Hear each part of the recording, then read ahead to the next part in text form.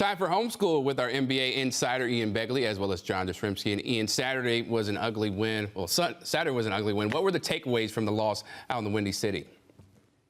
You know, you never like to lose, obviously, if you're the Knicks and you're in this Eastern Conference when it's so competitive.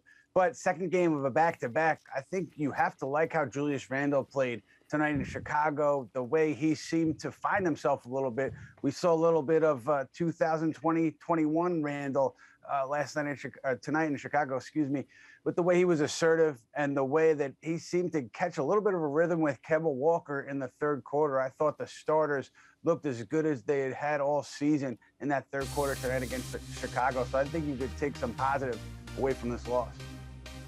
Well, I think Ian hit on something that's important. Julius Randle is a guy the Knicks need. They need him in the absolute worst way. And so far this season, he's gotten off to a rocky start. He clearly has taken a step back.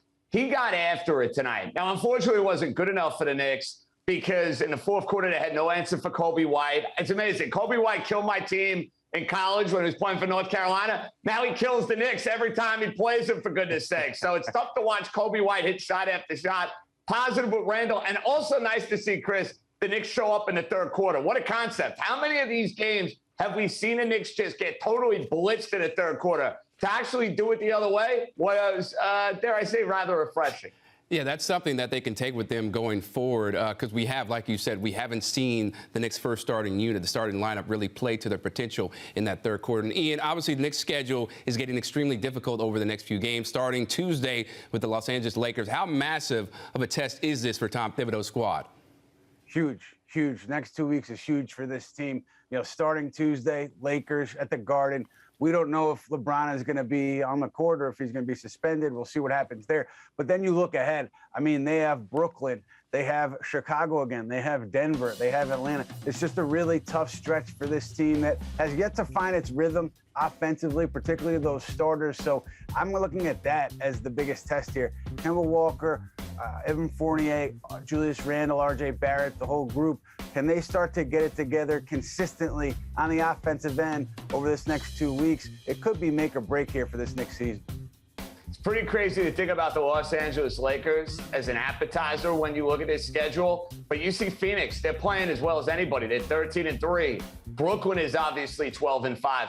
And the Knicks need to find their rhythm offensively and defensively. You think about it, right? Like bringing in the new players, clearly there is a disconnect where this bench gives you far better production than what you're getting out of the starters. And then at the end of these games, you had so much confidence in last year's team that they were going to be able to get big stops. It hasn't been as strong. It hasn't been as good a defensive team. And that's got to change because there are no easy nights. This week tells you in the Eastern Conference, no such thing as an easy night. And, JJ, quickly, what would you think the spread is going to be, or what do you think the spread is going to be for the Lakers-Knicks game on Tuesday? Ooh, that's a doozy. Well, is LeBron playing or not? I think that's the million-dollar question. If he is playing. If LeBron is playing, I'll say the Lakers are favored by 3 points. 3 points. Okay. 3 points. All right, yeah. And I like the Knicks. I'll take the Knicks plus the points. Sign me up right now, Chris.